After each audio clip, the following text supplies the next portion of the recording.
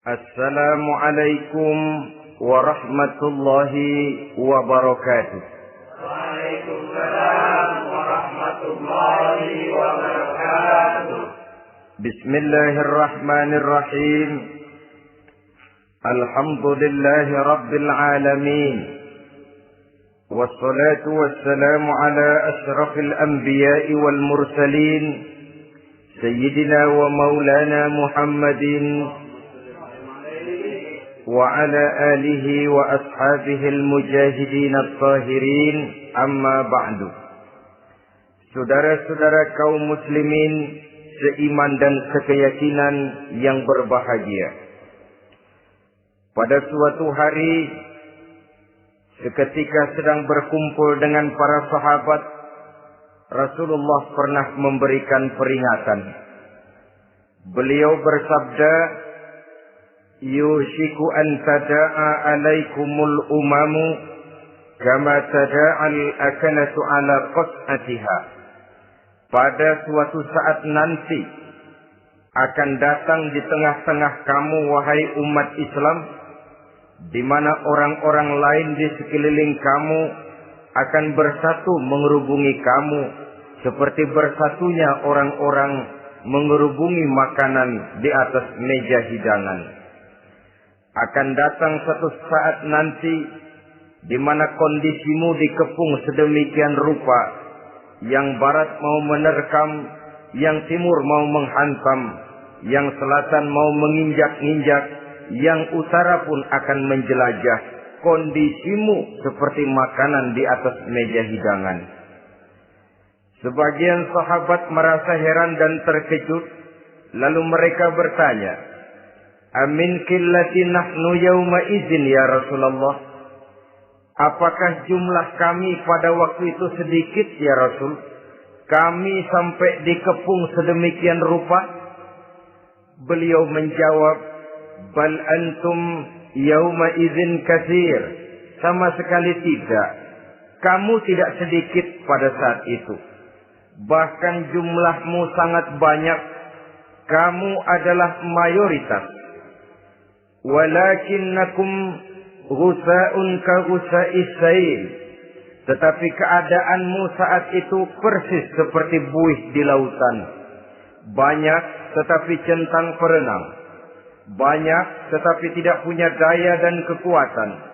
Banyak tapi dipermainkan gelombang lautan, dihempaskan ke tepian pantai tanpa punya makna dan arti. Kondisimu pada saat itu kuantitas yang tanpa kualitas. Sehingga orang lain enak saja mengepung kamu. Akidahmu didangkalkan, dibanjiri dengan peradaban dan kebudayaan yang menjauhkan dari agama. Dari segi maksiat dan munkarat seluruhnya mengepung sampai kita melepaskan nilai-nilai Islam kita ini. Dan celakanya, sambung beliau, وَلْيَنْزِعَنَّ فِي قُلُوبِ عَدُوِّكُمُ الْمَهَابَةَ مِنْكُمْ. Akan dicabut kehebatanmu di mata musuh-musuhmu. Sehingga pada saat seperti itu, orang lain memandangmu umat Islam enteng saja, remeh saja, tidak ada apa-apanya. Sudahlah, pokoknya umat Islam sikat saja. Umat Islam enteng, umat Islam kecil, umat Islam tidak ada apa-apanya. Alangkah ironinya, alangkah menyedihkannya, memilukan dan sekaligus memalukan. Umat yang mayoritas ini dipermainkan oleh yang minoritas. Umat yang jumlahnya terbesar, terbanyak, bahkan konon menurut catatan sampai 90%, tapi dipermainkan oleh mereka kelompok-kelompok kecil ini. وَلْيَقْذِفَنَّ فِي قُلُوبِكُمُ الْوَهْنَ. Pada saat itu di hatimu dicampakkanlah penyakit wahan. Sahabat kemudian bertanya, wa mal wahnu ya Rasulullah? Apakah penyakit wahan itu ya Rasul? Beliau menjawab, hubbud dunya wa karahiyatul maut. Penyakit wahan itu tidak lain hubbud dunya wa karahiyatul maut. Terlalu cinta kepada dunia dan terlalu takut kepada mati. Materialistis dan takut resiko. Dua penyakit inilah yang menyebabkan walaupun umat ini mayoritas, tapi dipermainkan oleh yang minoritas. Walaupun dia golongan terbesar, tapi nasibnya seperti makanan di atas meja makan. Dari segala macam penjuru mau menghantam dia. Saudara-saudara kaum muslimin yang berbahagia, ini merupakan analisa sosial bahwa pada suatu saat nanti akan terjadi di tengah-tengah umat di mana kita dihantam dan diserbu dari segala macam penjuru. Akidah didangkalkan, peradaban dan kebudayaan dirusak, makanan dan minuman diracuni, pakaian ditelanjangi dan lain sebagainya, sampai kita melepaskan nilai Islam yang kita cintai ini. Kondisi sosial ini satu saat akan datang kepada kita. Demikian analisa dan peringatan dari Rasulullah sallallahu alaihi wasallam. Marilah sekarang kita melihat, adalah benar bahwa di zaman sekarang kita insya Allah tidak akan mengalami perang Badar sehebat yang pernah dialami oleh Rasul dan para sahabatnya. Tetapi sesungguhnya perang yang kita hadapi di zaman sekarang ini tidak kalah hebatnya dengan perang Badar, tidak kurang dahsyatnya dengan perang Uhud, tidak kurang ngerinya dari perang Khandaq. Hanya saja yang kita hadapi sekarang ini bukan ujung pedang, bukan ujung tombak, bukan ujung panah. Yang kita hadapi sekarang ini adalah perang akidah, perang ideologi, perang mempertahankan keyakinan. Yang kalau kita kalah sekarang, kita memang masih beragama. Tetapi anak kita, cucu kita, generasi yang akan hidup 5, 10, 20, 30 tahun yang akan datang, wallahu a'lam bishawab. Islam, saudara-saudaraku, tidak mungkin hilang dari dunia. Tetapi tidak mustahil Islam gulung tikar dari desa kita. Tidak mustahil Islam gulung tikar dari kampung dan kota kita, jikalau kita tidak menjaganya, jikalau kita tidak memeliharanya, bahkan jikalau kita tidak mewariskannya kepada anak-anak kita, generasi yang akan datang. Marilah kita mengingat sejenak bagaimana Islam di Spanyol yang pernah jaya, pernah mewarnai daratan Eropa, dan yang sekarang hanya sekedar tinggal ceritanya saja. Ini pernah diperingatkan oleh Rasul dalam satu hadis, sayati ala ummati zamanun la yabqal Islam illa ismun wala minal Quran illa rasmun. Akan datang satu masa di tengah umatku di mana pada masa itu Islam ada tapi hanya tinggal sekedar namanya saja, dan Quran pun ada tapi cuma sekedar tinggal tulisannya saja. Apabila kita tidak mewariskan ini kepada generasi yang akan datang, maka serbuan-serbuan dari berbagai macam penjuru dari hari ke hari semakin kita rasakan kehebatannya. Tidak mustahil sejarah Spanyol akan terjadi di desa kita, akan terjadi di kampung kita, akan terjadi di kota kita. Orang Spanyol, kalau mereka cerita kepada anaknya, mereka akan cerita, nak, di sini dulu ada masjid. Kapan, Pak? Dulu benar dah. Banyak orang Islam kalau hari Jumat pada sembahyang, kapan itu, Pak? Dulu sekali. Sekarang cuma sekedar tinggal ceritanya saja. Bukankah sesuatu yang sangat tidak mustahil apabila kita tidak menjaga dan mewariskan Islam ini kepada generasi yang akan datang, maka serbuan-serbuan akan membawakan hasil yang diinginkan oleh para penyerbu itu tadi. Kita sudah menjadi umat yang mayoritas, tetapi umat yang mayoritas ini menurut Rasul dikepung sedemikian rupa, akidahnya didangkalkan, peradaban dan kebudayaannya ditekan sedemikian rupa, kehidupan sosialnya dibuat individualis, Kemudian dari segi pergaulan, pakaian, makanan, minuman dan sebagainya diracuni sampai dia tidak lagi berpegang teguh kepada agamanya.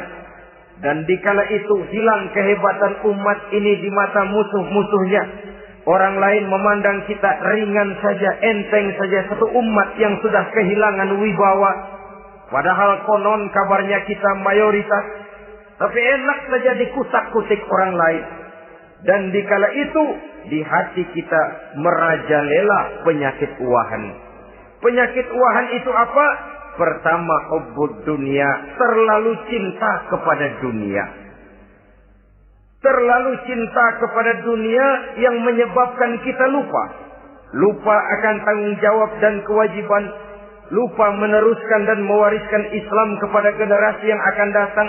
Kita berlomba hanya untuk mengejar dunia dan seluruh isinya. Baik dia bernama material, baik dia bernama seksual, baik dia bernama pangkat, jabatan dan kedudukan, berlomba-lomba kita di dalamnya.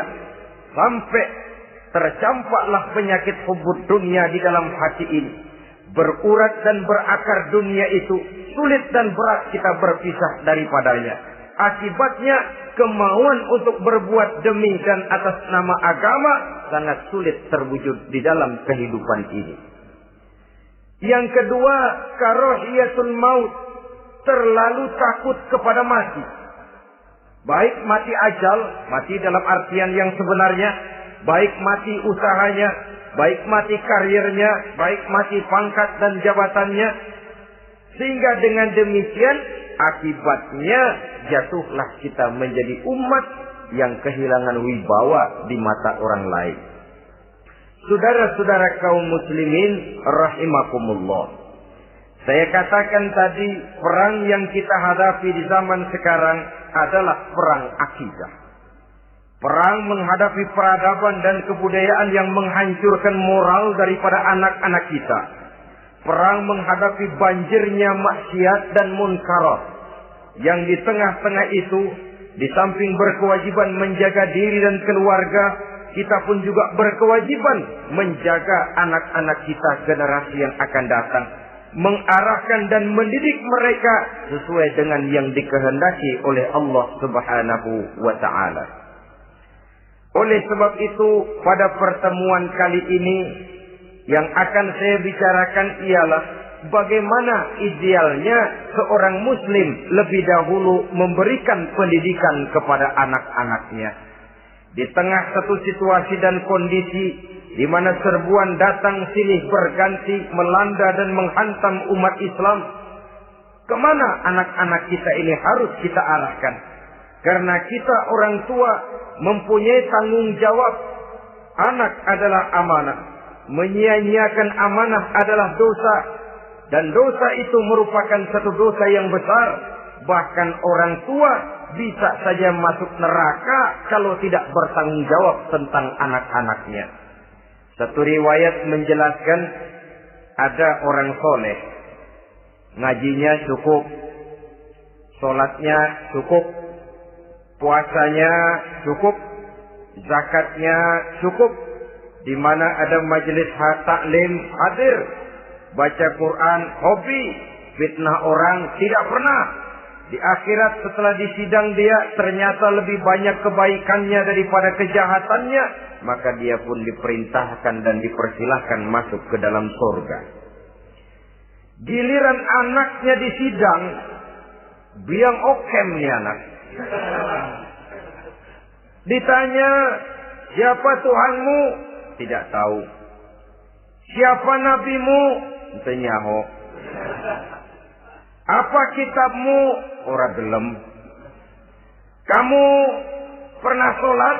Tidak. Zakat? Tidak. Puasa? Tidak. Judi? Hobi. Zina? Tiap malam. Mabuk? Berat. Wah, brengsek kamu. Kebaikan tidak ada barang sedikit pun, sementara kesalahan dan dosa berlipat ganda. Kamu neraka. Anak ini protes. Benar, saya tidak kenal siapa Tuhan saya. Saya tidak tahu siapa nabi saya. Saya tidak tahu kitab suci dan kiblat saya. Saya tidak sholat, tidak zakat, tidak puasa. Tiap malam saya judi, saya zina, saya mabuk. Tapi saya kerjakan semua itu karena saya tidak tahu dan orang tua saya tidak pernah memberitahu saya. Dia enak-enakan hadir di majelis taklim, saya nyekek botol, didiemin saja. Dia enak-enakan baca Quran, saya zina, didiamkan saja. Saya bukan tidak mau, orang tua saya sama sekali tidak pernah mendidik saya. Dia mau benar sendiri. Maka kalau sekarang saya harus masuk ke dalam neraka, saya menuntut agar orang tua saya ikut sama-sama bergabung dengan saya ke dalam neraka. Gara-gara dia tuh saya jadi begini. Orang tuamu yang mana? Tuh, yang barusan mau ke surga. Ini orang tua yang sudah mau berangkat ke surga dipanggil. Sebentar dulu, Mas. Ini benar anak kamu? Iya, Pak. Waktu di dunia kamu tidak pernah ajarin dia ngaji? Sampai dia tidak kenal Tuhannya, tidak kenal nabinya, tidak kenal kiblat dan kitab sucinya? Iya, Pak. Dia tidak sholat, kamu diamkan saja. Dia tidak puasa, tidak zakat, kamu bersikap masa bodoh. Bahkan dia judi, dia zina, dia mabuk, kamu pun berdiam diri saja. Iya, Pak. Tahukah kamu bahwa anak ini adalah amanah? Menyia-nyiakan amanah artinya khianat. Dan khianat adalah dosa yang sangat besar. Kamu tidak bertanggung jawab. Maka kamu, anakmu, gabung ke dalam neraka. Saudara-saudara kaum muslimin rahimakumullah. Itu sebabnya Allah pesan benar-benar, ya ayyuhalladzina amanu qu anfusakum wa ahlikum nara. Hai orang-orang yang beriman, jaga dirimu dan keluargamu, istri, anak, orang-orang yang menjadi tanggung jawab dan kewajiban kita, jaga dan pelihara mereka dari api neraka. Saudara-saudara kaum muslimin, lalu kalau kita orang-orang tua yang hidup di zaman sekarang ini sudah sering beristighfar, mengurut dada, melihat situasi, membaca peta keadaan, konon tantangan yang akan dihadapi oleh anak-anak kita 15, 20, 25 tahun yang akan datang jauh lebih berat dari apa yang kita hadapi sekarang ini. Maka adalah wajar jika kita sebagai orang tua yang cinta kepada agama, cinta kepada anak-anak kita, berpikir untuk mewariskan nilai-nilai yang luhur ini kepada anak-anak kita generasi yang akan datang. Bagaimana pada mulanya kita harus mendidik mereka? Mari kita telusuri apa yang dicontohkan oleh Al-Quranul Karim. Orang-orang tua bijaksana yang diceritakan dalam Al-Quran, kalau sudah berpikir tentang anak-anaknya generasi yang akan datang, pendidikan pertama yang diberikan kepada anaknya ternyata adalah persoalan akidah. Nabi Ibrahim, pertanyaan yang paling merisaukan beliau buat anak cucunya ialah, ma ta'buduna min ba'di. Saudara bisa lihat surah Al-Baqarah ayat 133.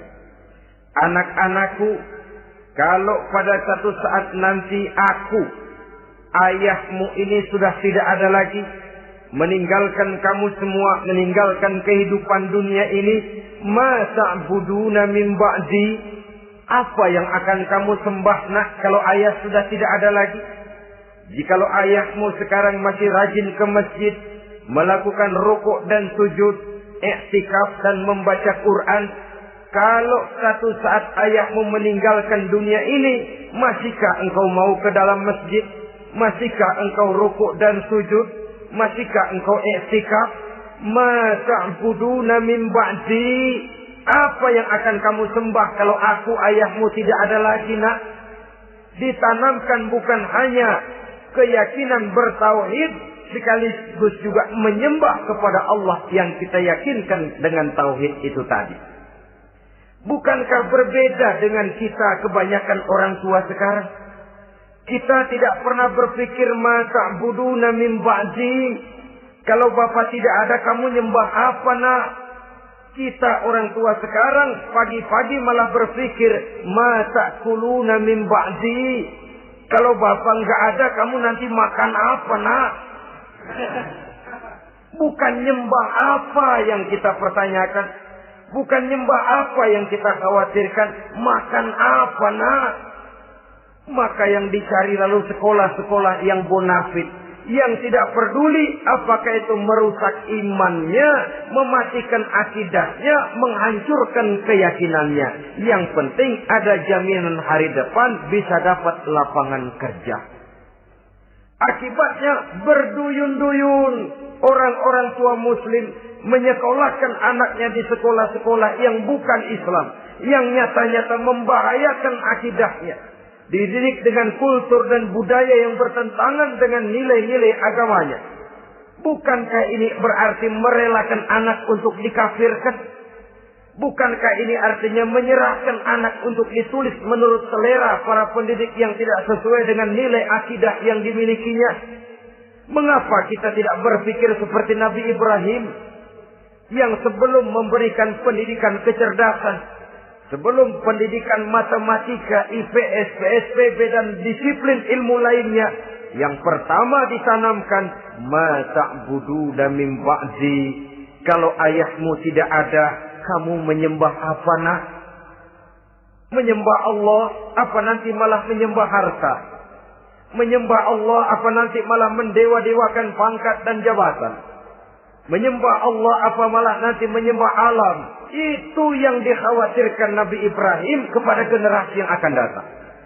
Dan itu saudara-saudara yang seharusnya mengkhawatirkan kita kepada anak-anak kita generasi yang akan datang. Lihatlah serbuan akidah di zaman sekarang ini. Dimanfaatkan kemiskinan kita umat Islam. Diberikan kita tawaran berupa beras, pakaian, obat-obatan, kalau perlu beasiswa, asal bisa melepaskan keislaman kita ini. Bertahap, sedikit demi sedikit, step by step, shibran bi shibrin wa zira'an bi zira'in. Dan harus saya ingatkan, orang di zaman sekarang tidak mungkin menghantam Islam secara frontal. Tidak mungkin menghantam Islam terang-terangan, apalagi mengerahkan satuan militer. Tidak. Orang berhitung bagaimanapun kondisi dan kualitasnya umat Islam, mereka masih punya satu modal penting, fanatisme agama. Kalau ini disulut, api jihad segera berkobar dan hanya maut yang bisa menghentikan orang yang dibakar dengan semangat jihad. Orang tahu itu. Betapa Uni Soviet kedodoran menghadapi mujahidin Afghanistan yang disulut oleh semangat jihad yang berkobar dengan persenjataan yang primitif ketimbang persenjataan Uni Soviet. Entos mereka pantang surut mundur ke belakang. Jadi jangan mimpi bahwa orang mau menghantam Islam ini dengan melarang pengajian, meruntuhkan masjid, menyegel pondok pesantren. Tidak. Melarang orang sholat. Tidak. Kalau perlu masjid diperbanyak, musola diperbesar. Tapi bikin itu masjid seperti museum. Besar, megah, mercusuar. Tapi bikin seperti museum. Tempat orang kagum, tempat orang memuji, tapi sunyi dari nilai-nilai ibadah. Saudara-saudara kaum muslimin, untuk sampai kepada penghantaman akidah, jalan yang paling mudah dirintis sekarang ini secara bertahap dan sistematis memisahkan umat Islam dari Islamnya. Biarkan mereka bernama Muslim. Biarkan di atas kartu penduduknya tertulis agama Islam. Tapi tanamkan budaya-budaya yang menyebabkan cara bergaul mereka, cara berumah tangga mereka, cara bertetangga mereka, sampai kepada cara mereka berpakaian, cara mereka bergaul, cara mereka makan dan minum, cara mereka mendidik dan menyekolahkan anak sama sekali tidak lagi mencerminkan nilai-nilai yang Islami. Itu sudah satu usaha yang paling praktis, memisahkan umat Islam dengan Islamnya. Kalau sadarlah kita ke arah ini usaha orang di zaman sekarang, maka yang harus pertama kita tanamkan kepada anak-anak kita, didik mereka dengan jiwa tauhid yang mengkrispal di dalam batinnya, meresap sampai ke tulang sumsumnya, yang tidak akan sampai pun nyawa berpisah dari badannya, akidah itu tidak akan berpisah dari hatinya. Bahkan dia sanggup dengan tegar berkata, lebih baik saya melarat karena mempertahankan iman daripada hidup mewah dengan menjual akidah. Satu khitbah, satu garis kehidupan yang perlu kita wariskan kepada anak-anak kita, generasi yang akan datang. Dahulu ada satu tradisi, saudara-saudara. Kalau anak gadis kita dilamar orang lalu bertanya, anakmu mau ngelamar gadis saya, apa sudah khatam Quran berapa kali? Apa sudah bisa baca kitab macam-macam dan lain sebagainya? Sehingga lahirlah satu kebanggaan. Apapun motifnya, tapi pertanyaan semacam ini zaman sekarang sudah langka. Paling-paling yang ditanya kalau anaknya dilamar orang, anakmu kerja di mana? Gajinya sebulan berapa? Kendaraannya bebek apa soang? Apa-apa? Itu yang kita pertanyakan, berkisar di seputar materi, kerja, job, status sosial, dan lain sebagainya. Perkara bisa baca Quran atau tidak, nomor 18. Perkara sembahyangnya rajin apa tidak, nomor 36. Saudara hadirin, akibatnya terjadi pergeseran nilai. Maka mendidik anak menurut tuntunan Quran adalah seperti yang diberikan contoh oleh Luqmanul Hakim, yang diceritakan dalam surah Luqman mulai ayat 11 dan selanjutnya. Apa pendidikan pertama yang harus kita berikan kepada anak? Pertama, ya bunayya la tusyrik billah. Wahai anakku, jangan sekali-kali engkau menyekutukan Allah. Nah, jaga tauhid, pelihara iman, mantapkan akidah. Ini dasar yang pertama. Belum lagi anak mengenal berbagai macam disiplin ilmu, yang pertama ditanamkan tauhid.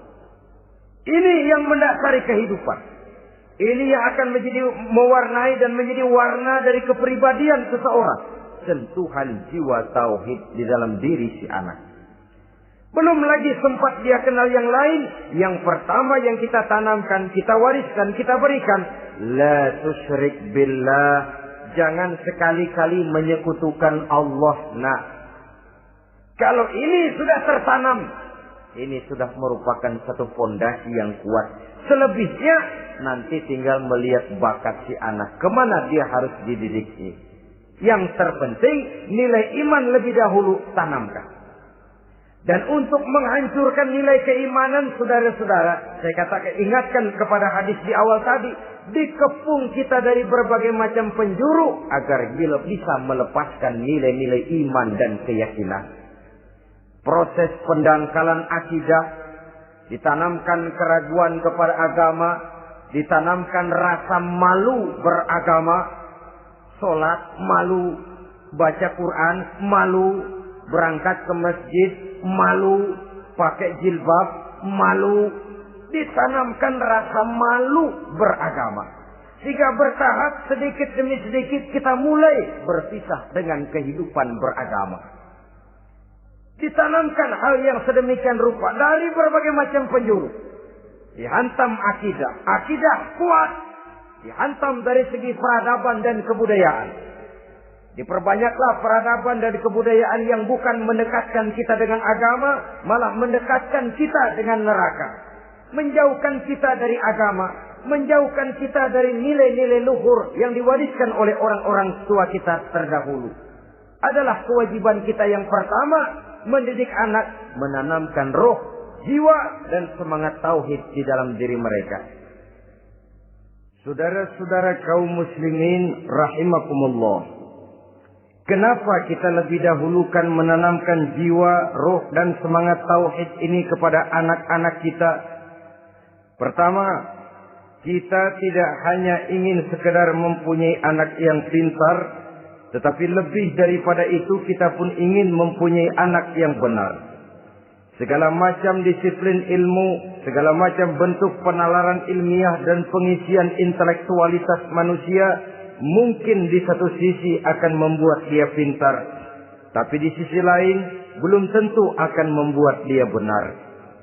Nabi pernah memberikan peringatan, "Man izdada ilman wa lam yazdad huda, lam yazdad minallahi illa bu'da."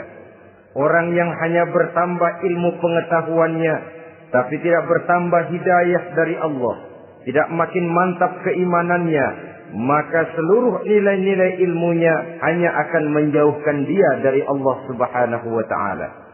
Dan adalah lebih merupakan azab daripada nikmat kalau kita diberikan ilmu pengetahuan yang hanya akan menyebabkan kita semakin jauh dari Allah Subhanahu wa Ta'ala. Yang kedua, sesungguhnya roh, jiwa, dan semangat tauhid yang melekat dalam diri anak pada puncaknya akan melahirkan satu disiplin murni yang tumbuh dari dalam dirinya sendiri, di mana si anak dalam kehidupannya merasakan dimanapun dia berada, kemanapun dia pergi, ia selalu merasakan kehadiran Allah dekat dalam hidupnya. Ia sadar sesadar-sadarnya bahwa tidak ada satu perbuatan yang bagaimanapun kecilnya yang bisa disembunyikan dari kekuasaan Allah Subhanahu wa Ta'ala. Yang ketiga, dengan penanaman roh, jiwa, dan semangat iman ini, maka diharapkan anak-anak nanti pada pertumbuhannya sanggup mengendalikan hawa nafsunya. Dengan kata lain, bahwa penanaman jiwa tauhid, penanaman roh dan semangat keimanan ini merupakan kondisi dasar yang harus dilakukan sebelum yang lain-lainnya. Kemudian pendidikan kedua yang diberikan oleh Al-Quran melalui contoh dan model dengan Luqmanul Hakim ini, setelah menanamkan tauhid, ditanamkanlah kepada si anak ini rasa hormat kepada orang tuanya. Wa wasainal insana biwalidayhi, dan kami wasiatkan kepada manusia untuk berbakti kepada ibu bapaknya. Hamalathu ummuhu wahnan ala wahnin, karena ibunya telah mengandungnya dengan kepayahan di atas kepayahan. Maksudnya dengan kepayahan dan kelelahan yang berlipat ganda. Sehingga ketika Rasul ditanyakan orang, "Ya Rasul, siapa yang paling harus saya taati di dunia ini?" Beliau menjawab, "Ibumu." Kemudian, "Siapa lagi ya Rasul?" "Ibumu." Setelah itu, "Siapa lagi ya Rasul?" "Ibumu."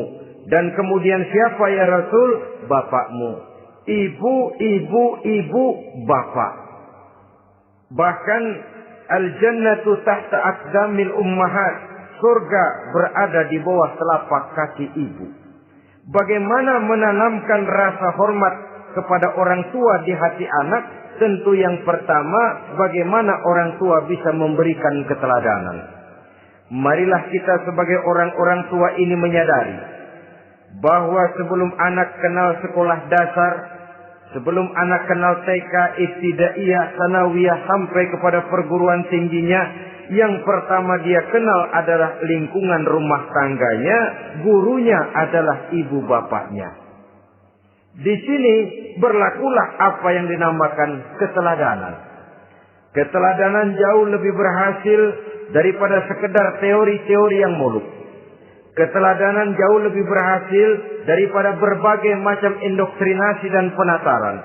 Kurangnya keteladanan akan menyebabkan anak mencari pola.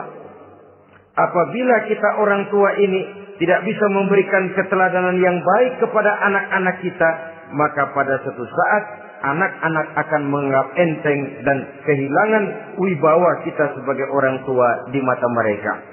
Dikala itu akan sangat sulit kita membentuk kepribadian mereka. Bukankah di zaman sekarang ini kita banyak mengalami krisis wibawa, krisis figur? Ada yang karena rapotnya merah melulu, gurunya dikeroyokin. Pak guru pulang sekolah dicegat. Bahkan nyaris ada orang tua pernah dibunuh oleh anaknya sendiri. Dan lain sebagainya, kasus-kasus yang sebenarnya tidak perlu terjadi. Karena memang bukan saja bertentangan dengan nilai budaya kita sebagai bangsa, tapi juga bertentangan dengan ajaran agama kita sendiri. Krisis wibawa, krisis figur, yang juga akibatnya harus kita sadari banyak faktor yang membentuk kepribadian anak. Pergaulannya, yang dibacanya, yang ditontonnya, yang disaksikannya di dalam kehidupan. Benar kita menyekolahkan mereka, tapi berapa jam mereka di sekolah? 6 jam, 7 jam paling lama. Sedangkan mereka hidup satu hari satu malam 24 jam. Kalau cuma 7 jam di sekolah, ini berarti lebih banyak dia di luar sekolah. Dan di luar sekolah itu artinya ya rumah tangganya, ya temannya, ya lingkungan di mana dia tinggal, yang seluruhnya sangat besar pengaruhnya dalam ikut membentuk kepribadian anak-anak kita. Saya katakan tadi, di samping kita menghadapi perang akidah, kita pun berhadapan di dalam perang menghadapi peradaban dan kebudayaan yang bukan saja menjauhkan kita dari agama, tetapi sanggup menghancurkan moral daripada anak-anak kita. Secara pribadi, saudara-saudara, saya iri, saya kagum misalnya dengan kemajuan yang diperoleh oleh negara tetangga kita, Jepang misalnya. Padahal tahun 45 ia pun hancur lebur oleh meledaknya atom di Hiroshima dan Nagasaki. Tapi bagai satu tenaga raksasa kemudian Jepang bangkit. Menjadi satu negara superpower di Asia. Bahkan gurunya saja Amerika sekarang ini kewalahan menghadapi perang dagang dengan Jepang ini. Dan yang menarik, Jepang bisa maju dan modern dengan tetap menjadi Jepang. Tanpa harus kehilangan identitasnya sebagai satu bangsa. Tanpa harus kehilangan kepribadiannya sebagai satu bangsa. Sebagai negara yang sedang berkembang, kita sering latah. Kita ingin meniru Barat, tapi bukan teknologinya, westernisasinya yang kita tiru. Bukan isinya, kulitnya yang kita ambil. Akibatnya apa? Modernnya belum, orangnya sudah Barat. Bergaulnya sudah cara Barat, berumah tangganya sudah cara Barat, berpakaiannya sudah cara Barat, mendidik anaknya sudah cara Barat. Di mana ketemu orang tua cukup hello daddy. Kulitnya kita ambil, sementara isinya kita campakkan. Ironi dan menyedihkan. Padahal kita sesungguhnya bisa maju dan modern. Bisa mengejar segala ketinggalan dan keterbelakangan kita. Dengan tetap menjaga nilai-nilai luhur budaya kita sebagai satu bangsa. Mengambil isinya. Dan kalau memang tidak perlu, lalu mencampakkan kulitnya. Pengaruh peradaban dan kebudayaan yang menghancurkan moral daripada anak-anak kita. Oleh pesatnya arus teknologi. Oleh pesatnya arus komunikasi. Di mana hal-hal yang terjadi di belahan dunia lain dapat kita saksikan hari ini juga melalui layar televisi yang terjadi di Amerika, di Eropa, di Afrika, di ujung dunia yang paling ujung sekalipun. Di ujung dunia yang paling ujung, hari ini kejadian, hari ini sudah bisa kita saksikan. Pesatnya arus komunikasi. Kalau jatuh ke tangan anak-anak kita yang belum mempunyai filter, daya saring positif, akan dicerna oleh mereka tanpa memilah dan memilih. Akibatnya orang kampung bilang kelolodan. Makan nggak dikunyah lagi. Tentu saja akhirnya kelolodan. Dan kalau sudah kelolodan, menyusahkan kita seluruhnya. Oleh karena itu budaya menghormati orang tua perlu dijaga, perlu dipelihara dan diwariskan kepada anak-anak kita. Tali silaturahmi sehingga ada respeknya kepada orang tuanya. Jangan bapaknya dianggap CS, ibunya dianggap CS, kakeknya dianggap CS. Hilang rasa respek, hilang rasa menghormati. Sementara orang tua sendiri tidak bisa memberikan keteladanan, kurang mendapat perhatian dan lain sebagainya. Apalagi kalau baik ibu maupun bapak adalah orang-orang karier yang setiap hari sibuk menghadapi tugas masing-masing. Bapak sibuk rapat, pindah kantor sana kantor sini, ibu sibuk arisan, besarlah anak-anak di tangan pembantu dan lain sebagainya, sehingga dia merasa kurang mendapat perhatian, dan ini akan ikut membentuk warna dari kepribadian yang dimilikinya. Sampai kepada pelosok-pelosok desa, jaringan televisi memang menguntungkan. Tapi kalau sudah sampai kepada menayangkan budaya-budaya yang tidak sesuai dengan pola di mana mereka tinggal, pola lingkungannya, dan ingin mereka terapkan dalam kehidupan, ironi dan menyedihkan. Maka sering dikatakan, jikalau ABRI masuk desa, rakyat beruntung. Jikalau listrik masuk desa, rumah jadi terang. Jikalau koran masuk desa, rakyat jadi cerdas. Jikalau hakim masuk desa, rakyat lalu sadar hukum. Tapi jikalau maksiat dan munkarat masuk desa, minuman keras masuk desa, judi masuk desa, pelacuran masuk desa, rakyat tentu kiamat. Dan kita harus punya budaya untuk memilah dan memilih, mempunyai filter untuk jadi daya saring positif. Oleh karena itu, saudara-saudara, tahap kedua setelah menanamkan jiwa tauhid kepada anak, tanamkan rasa hormat kepada orang tuanya. Orang tua itu ibu bapaknya, orang tua itu guru-gurunya yang mengajarkan dia, atau yang dianggap tua yang lebih senior dari dia. Karena tidak ada satu peradaban yang berdiri sendiri. Bagaimanapun maju dan modernnya kita sekarang, tentu merupakan mata rantai yang berkaitan dari generasi terdahulu. Ini yang kedua. Setelah tauhid, berbakti kepada ibu dan bapak. Tidak ada satu kebahagiaan yang bisa ditegakkan di dunia ini tanpa doa, tanpa restu daripada ibu dan bapak. Ini keramat hidup. Doanya dikabul Allah dan kutuknya juga dikabul oleh Allah Subhanahu wa ta'ala. Jadi mendidik anak setelah menanamkan jiwa tauhid, menanamkan rasa hormat dan taat berbakti kepada ibu bapaknya. Itu yang kedua. Kemudian yang ketiga, melalui model Luqman, Quran mendorong kita untuk mendidik anak menanamkan etika otonom. Apa itu? Ya bunayya, innaha in takum misqala habbatin min khardalin fatakun fi sakhratin aw fis samawati aw fil ardi ya'ti biha Allah. Wahai anakku, sesungguhnya kalau ada satu kebaikan yang kamu kerjakan, kecil, tidak nampak oleh pandangan mata yang zahir, yang kecil itu tersembunyi di puncak langit, di dasar bumi yang paling dalam, atau di tengah batu hitam sekalipun, Allah pasti mengetahuinya dan pasti akan memberikan balasan yang seadil-adilnya. Pendidikan apa ini? Pendidikan moral.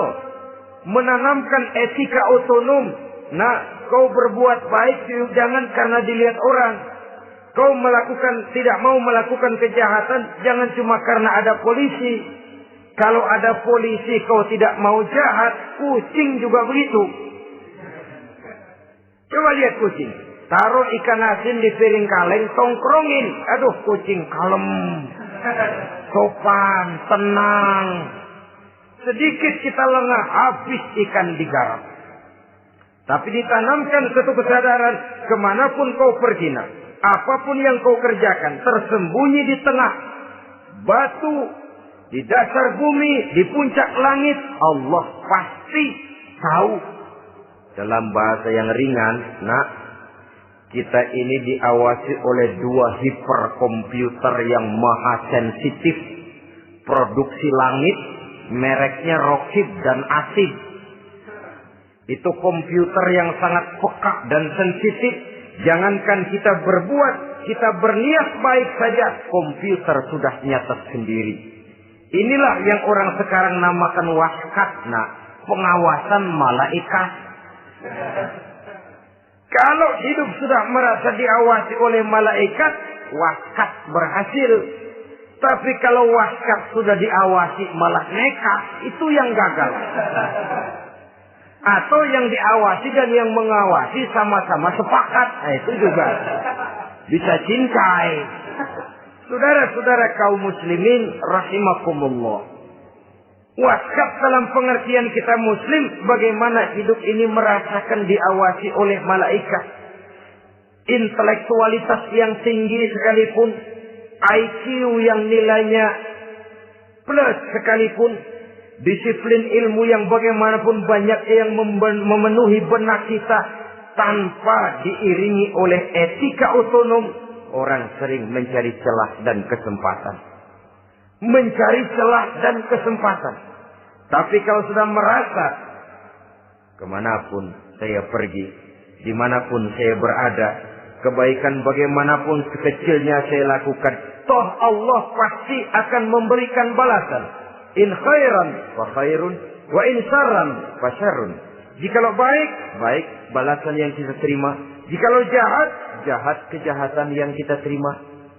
Kalau sudah ke arah ini kita berpikir, maka sesungguhnya kalau kita berbuat baik kepada orang lain, hakikatnya kita sudah berbuat baik kepada diri kita sendiri. Lalu tidak ada merasa rugi berbuat baik kepada orang. Karena manakala dia melakukan kebaikan kepada orang lain, artinya dia sudah berbuat baik untuk dirinya sendiri.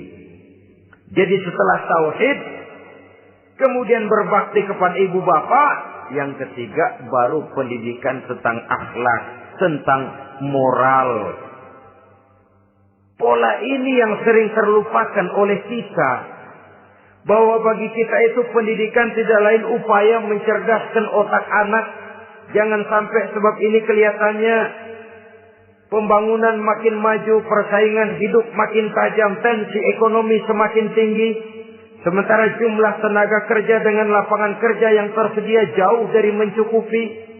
Jikalau tidak membekali anak dengan pendidikan yang menunjang lapangan pekerjaan, orang tua khawatir, takut sekali anaknya jadi gelandangan. Dikhawatirkannya kehidupan dunia ini, sementara dia lupa kalau anaknya bisa jadi gelandangan di akhirat. Padahal selama-lamanya gelandangan di dunia, paling seumur manusia itu 60 tahun, 70 tahun lah umur orang sekarang. 70 itu sudah luar biasa itu. Tapi kalau harus menggelandang di akhirat, menjadi gelandangan di akhirat, alangkah menyedihkannya. Apakah akan kita korbankan satu kehidupan yang langgeng, abadi, cuma karena tertipu oleh fata morgana dan kamuflase? Kita korbankan yang sedikit, kita korbankan yang besar karena kita memilih yang sedikit. Dalam bahasa Al-Quran memang pernah diceritakan hidup ini hakikatnya perlombaan, saudara-saudara. Perlombaan. Dan di dalam perlombaan itu ada yang menang, ada yang kalah. Al-Quran lalu memberikan peringatan. Alhaakumut takatsur. Kamu telah lalai karena berlomba-lomba memperbanyak harta. Mempertinggi pangkat dan kedudukan. Hatta zurtumul maqabir. Sampai kamu akan masuk ke liang kubur baru sadar. Apalagi kalau nafas sudah sampai di tenggorokan. Persis Fir'aun. Sudah tenggelam di lautan merah. Mau mampus. Baru dalam sekaratnya amantu birabbi Musa wa Harun. Kalau begini caranya, saya juga percaya kepada Tuhan Musa dan Harun. Percaya kepada Allah. Sudah mau mati. Baru amantu birabbi Musa. Kami percaya kepada Tuhan Nabi Musa, kata Fir'aun. Malaikat maut kalau benar dilelepin terus di laut. Mampus terus sekalian. Hidup ini memang kita berlomba. Berlomba dengan waktu. Berlomba dengan umur. Berlomba dengan tenaga. Berlomba dengan tetangga. Yang jangankan kita sampai mundur. Berhenti saja sejenak. Kita akan ditinggalkan oleh yang lain. Tiada kata mundur. Bahkan tiada kata berhenti. Sekali kita melangkah. Melangkahlah terus. Tapi berlombalah seperti yang dikehendaki Quran. Fastabiqul khairat. Berlomba-lombalah di dalam kebajikan. Jangan berlomba-lomba di dalam kemaksiatan, kemunkaran, kejahatan. Berlombalah dalam urusan kebaikan. Saudara-saudara kaum muslimin rahimakumullah. Tauhid, berbakti kepada ibu bapa, kemudian pendidikan tentang moral. Apabila pendidikan tentang moral sudah tertanam, barulah lihat bakat si anak. Kemana bakatnya? Anak saya kelihatannya dari kecil demennya main bedil-bedilan saja. Berikan itu. Kirim ke Magelang, masukkan akabri. Tapi dengan syarat 3 itu tadi. Iman sudah tertanam, rasa bakti kepada ibu bapak sudah ada dan punya nilai moral. Sehingga boleh jadi nanti dia menjadi jenderal yang beriman, yang berbakti kepada ibu bapaknya dan punya moral yang tinggi. Kan lebih baik rakyat rendah tapi akhlaknya tinggi daripada pejabat tinggi tapi moralnya rendah. Jauh lebih baik rakyat rendah punya moral tinggi ketimbang pejabat tinggi punya moral rendah. Nilai moral ini yang jadi ukuran dan barometer di masyarakat. Yang ini yang sering kita lupakan. Bahwa kehancuran satu bangsa dimanapun di dunia ini selalu dimulai dengan kehancuran moral daripada bangsa itu sendiri. Sekarang membina nilai moral ini berat. Gadis kita, remaja, putri diberikan pakaian jilbab, mungkin dia sendiri masih setengah-setengah. Ditambah lagi oleh ledekan temennya. Jilbab lah kuno. Bau surga lah, bau masjid lah, bau menyan lah. Ditanamkan rasa malu untuk hidup dekat dengan agama. Kalau moral semacam ini sudah tertanam, sedikit demi sedikit kita mulai mengucapkan selamat tinggal kepada agama. Dan kemalangan apa yang lebih malang kalau kita sudah jauh dari agama ini? Bukankah Islam telah menyelamatkan manusia dari penyakit jahiliyah dan membawanya kepada satu kehidupan yang maju dan modern? Kalau kita tinggalkan Islam ini, bukankah artinya kita akan kembali kepada satu zaman jahiliyah? Hanya saja jahiliyah itu berada di abad modern. Versinya tentu lebih modern. Kalau zaman jahiliyah dulu mabuknya pakai arak, zaman sekarang sudah macam-macam orang bisa mabuk. Kalau zaman jahiliyah dulu anak perempuan dikubur hidup-hidup, zaman sekarang kadang-kadang belum sempat lahir ke dunia, malah sudah dibunuh lebih dahulu. Versinya saja yang berbeda. Kalau di zaman jahiliyah dahulu manusia menyembah batu yang bernama Latta, Uzza, Manat dan Hubal. Di zaman jahiliyah modern sekarang ini orang sering menyembah kepala bagiannya, sering menyembah atasannya, sering menyembah komputer, sering menyembah teknologi modern yang lebih diyakininya daripada Allah sebagai keyakinan sentral di dalam hidupnya. Saudara-saudara kaum muslimin rahimakumullah.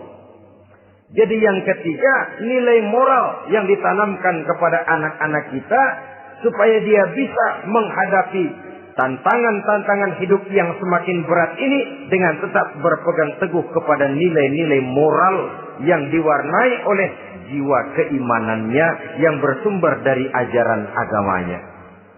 3. Kemudian yang keempat, barulah tatanan kehidupan sehari-hari. Apa kata Luqman? Ya bunayya aqimis shalah. Setelah bertauhid, berbakti kepada ibu bapa, punya nilai moral. Ya bunayya aqimis shalah. Nak, dirikan salat. Rumah tangga muslim.